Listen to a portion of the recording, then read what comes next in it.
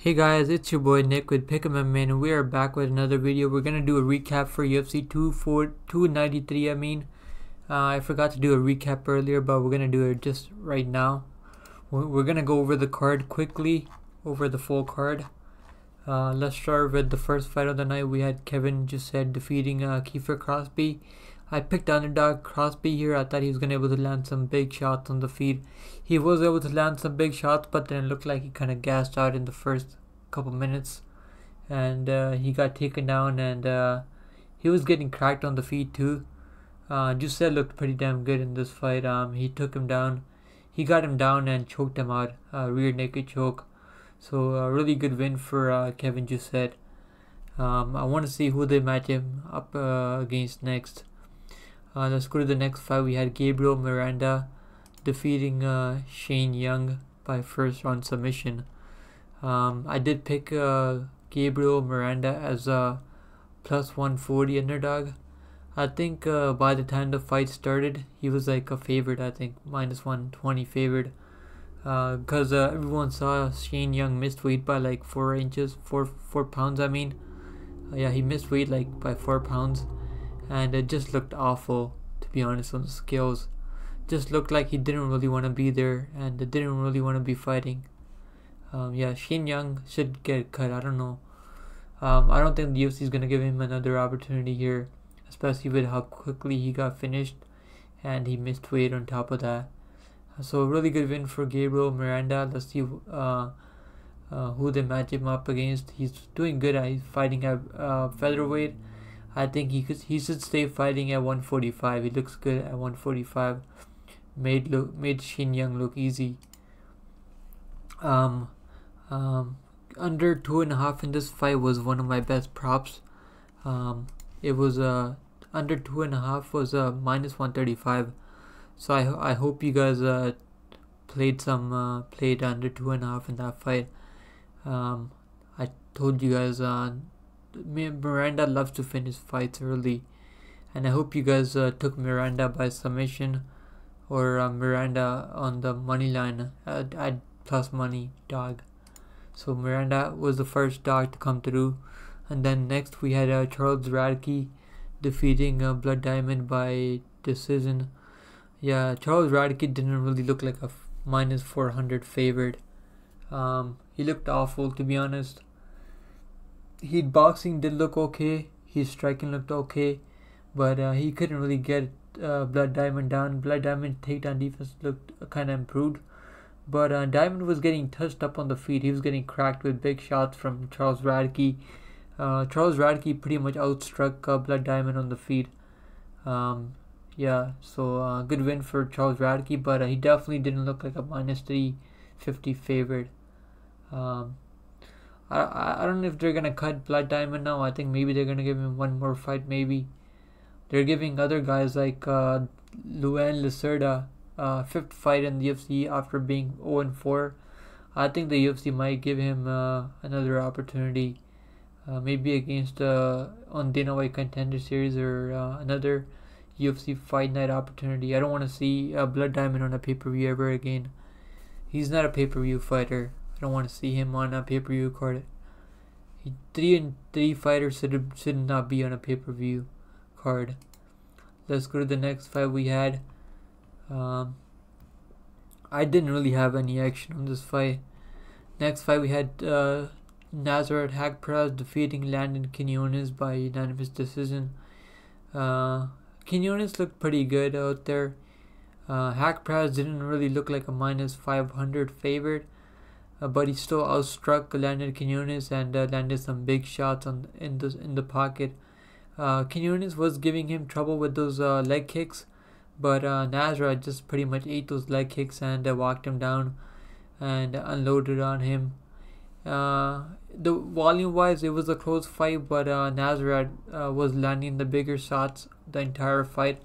He won by unanimous decision. Good decision there by the judges' scorecards. Next up we had Jamie Mullarkey defeating Makdessi by decision, but I thought this fight was a lot closer than the scorecards read out. Makdessi dropped him in the second round and had him hurt. but good on Mullarkey for surviving and taking the win by decision.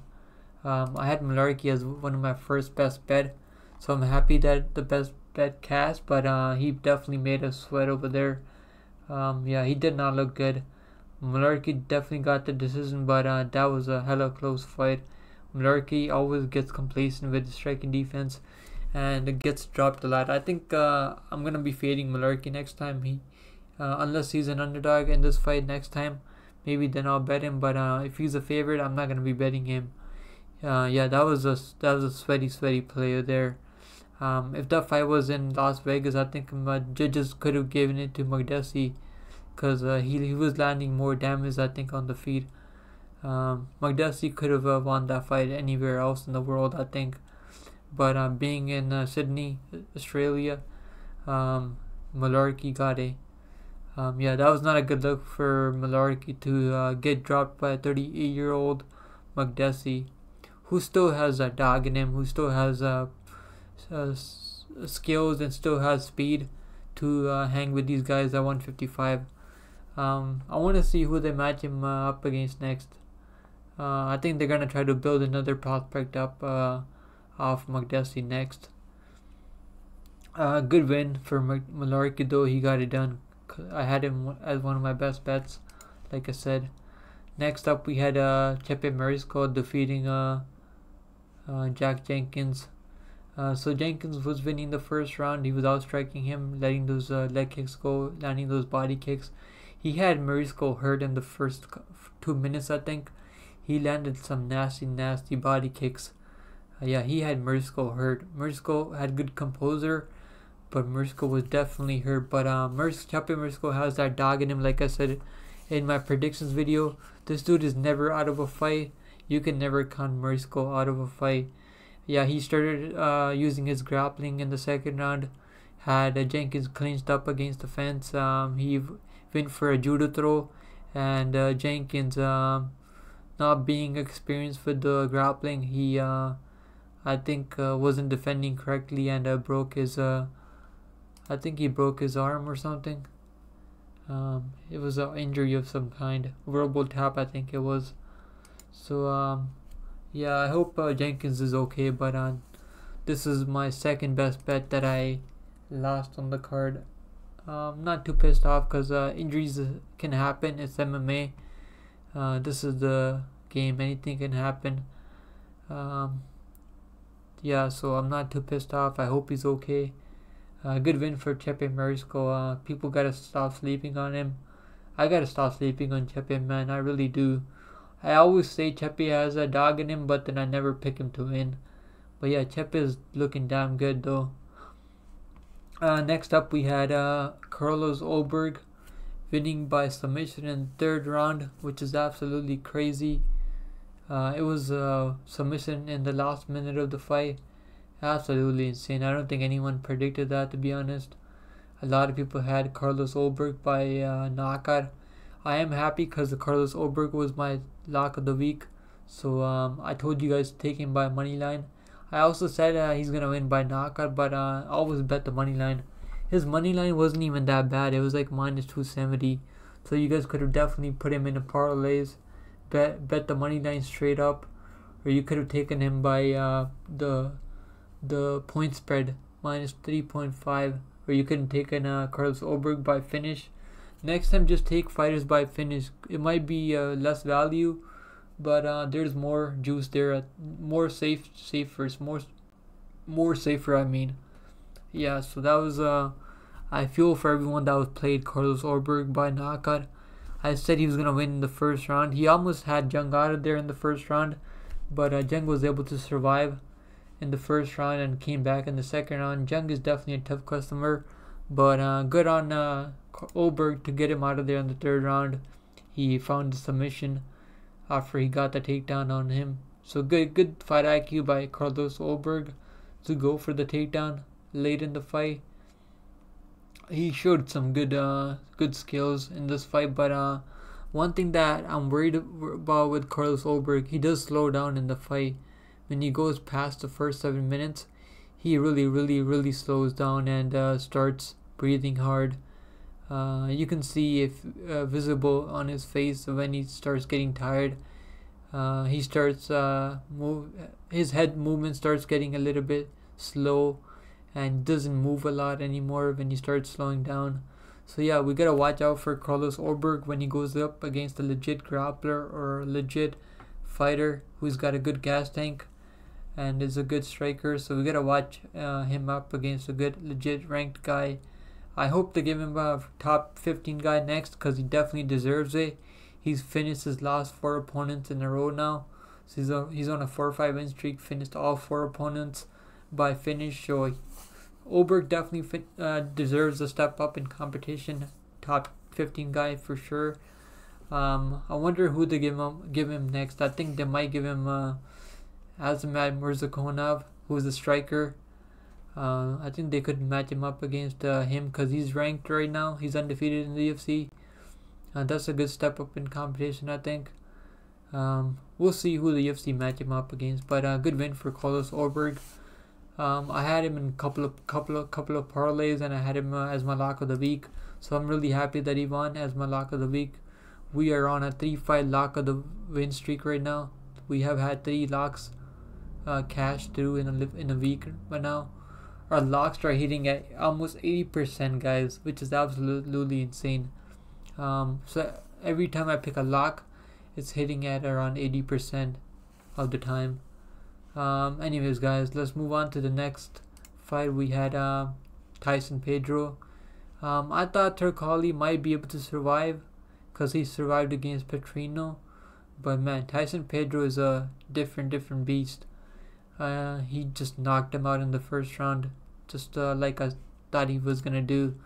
But I wasn't super confident, but I did give you guys the play. I picked Tyson Pedro. I flipped later in the week because I picked Anton Turkalj in the first early quick picks video.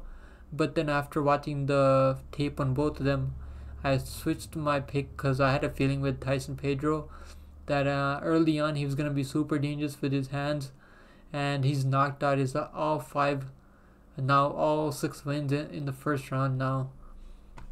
I even gave you guys him by first round, Tyson Pedro by round 1 at plus 330, which is absolutely insane because he's won all his previous 5 fights in round 1. I mentioned this to you guys. So this did hit for us at plus 330. This is one of the biggest props of the night that hit for us, so I'm really happy about that. I hope you guys put some money on that and won some money there. Sometimes the research does pay off, right, guys? If you guys looked into Pedro's all 5 wins by round 1 finish, you would have seen him, and you would have been expecting him to get another finish tonight. But yeah, a lot of people were really high on Turkalj. I was one of them, but then after I did my research, I just had a feeling that Tyson Pedro was that guy and he was gonna get it done. Yeah, Tyson Pedro looked like the real deal. He looked like the prospect that we all thought of back in the day. Yeah, he's a legit guy. I want to see who they match him up against next. Good win for Tyson Pedro. Next up we had this one we already played, I think. Ulberg by round 1 didn't come through for us, and then Kape by round 1 knockout didn't come through. Kape by round 2 didn't come through. We had Kape in parlays with the point spread. That did come through because he won by unanimous decision.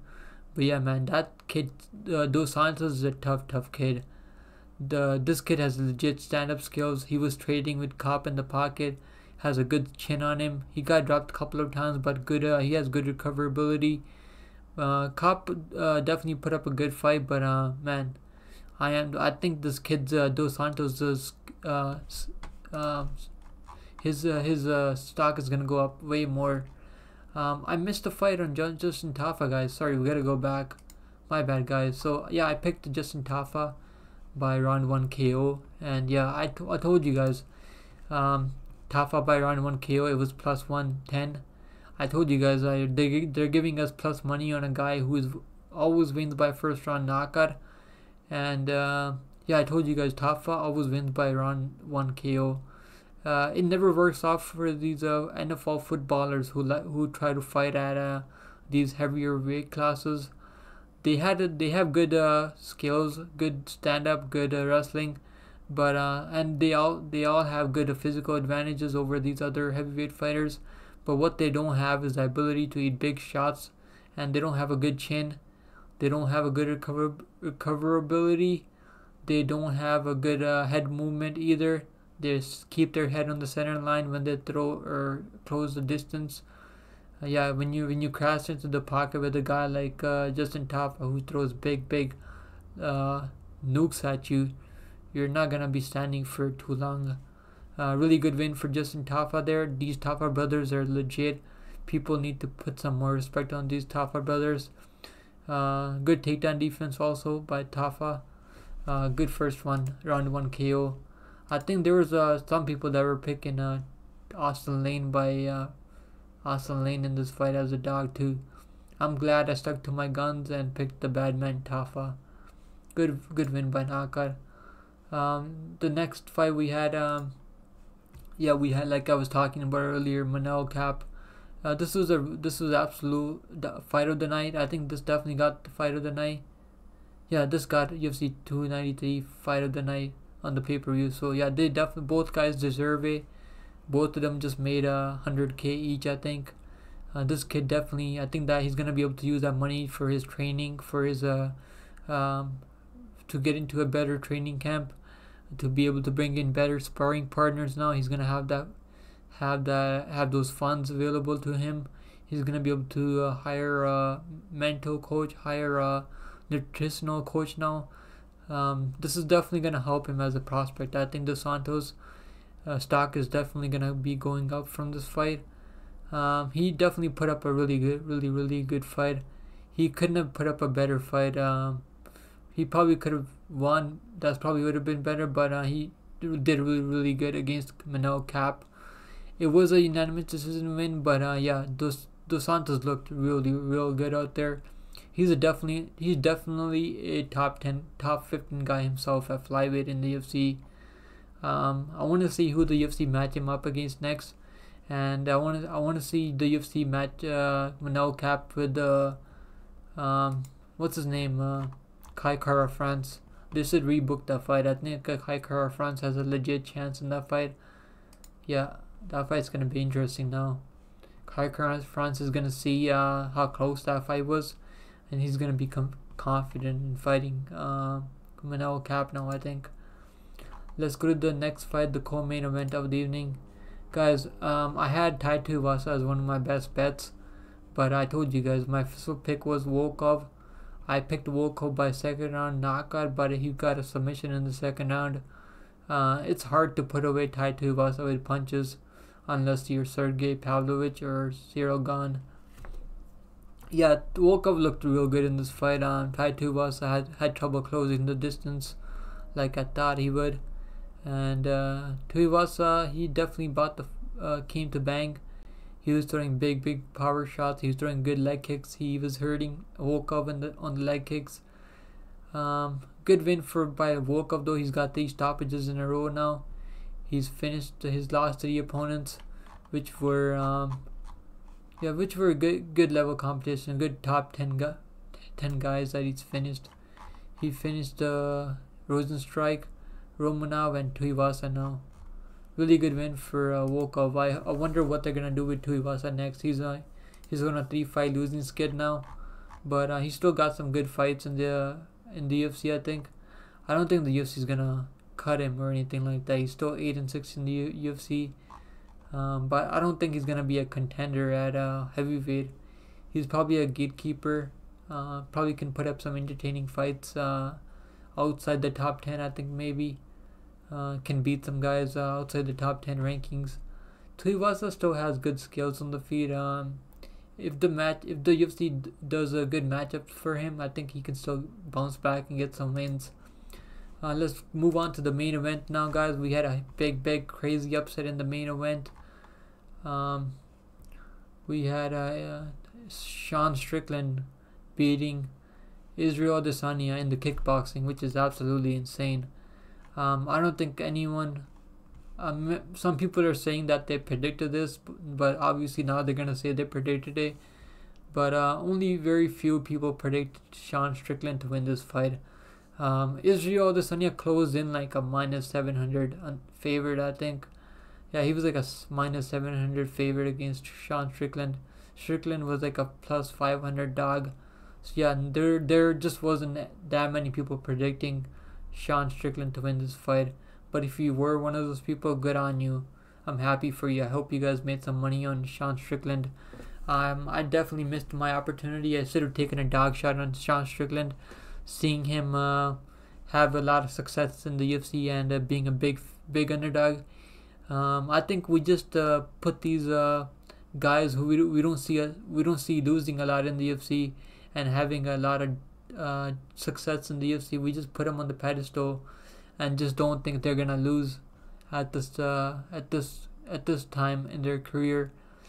We just don't think they're gonna be able to lose anymore. I think we gotta stop sleeping on people.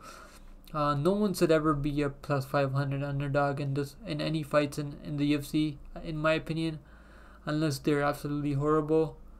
Maybe Sean Strickland should have been like a -250 dog. But yeah, man, the bookies definitely cleaned up on this fight. They made a ton of money on Israel Adesanya. Very few people had Sean Strickland to win. But yeah, guys, we went 9-3 on the picks. We had we had two perfect picks. Miranda by submission in round 1 and Tafa by KO in round 1. Then we almost got a Volkov by round 2, correct, but he got the submission instead of the KO. And then Mullarkey won by decision, Haqparast won by decision. Yeah, I'm pretty happy with the picks. 9-3, I'll take it. We still ended the night with profit overall. We would have been up like over like 10 units if Izzy had won, but we ended up with like 3 units in profit. Still a pretty good night, seeing how horrible other people did. I'll take 3-unit profit on a night like this. But yeah, man, I should have took him up. I wanted to put like $100 on Sean Strickland on the money line, but I put it on the Sean Strickland KO. I just never in my dreams thought that Sean Strickland would win a decision over Izzy. Never in my wildest dreams ever, guys. If you guys thought Sean Strickland was gonna win a unanimous decision win over Izzy, comment below, and you're probably like 1 out of a million people who predicted that. But yeah, guys, a pretty good week for me. 9-3 on picks. Overall on best bets, we are 40-18 on best bets. Our best bets are hitting at almost 70% of the time, guys. That is a very good return on an investment on the best bets.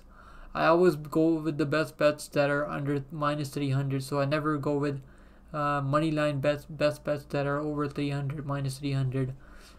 This week I took a dog shot on the Tuivasa +200, or I probably would have been a 2-1 on the picks with Jenkins losing. But sometimes you gotta take the dog shots on the plus money when you see a big plus money on a heavyweight fighter like Tuivasa who can throw hands. You gotta take those opportunities to make that plus money. But yeah, I'm pretty happy with the night. I dropped 2 videos. I dropped the Dana White Contender Series Week 6 video. Go check that out already, guys. Don't forget to check both. And then I dropped the UFC Grasso versus Shevchenko video. Both of them are doing pretty good right now. We have 200 views on the UFC Fight Night video, and over 100 views on the Dana White Contender Series. So please check those videos out. Leave a comment below for the algorithm, and like the video to support me. That's all I ask, guys. Best of luck on all your bets, guys, this weekend, and I'll see you guys in the next one. Later. Take care of yourself, guys. Take care of yourself. Later.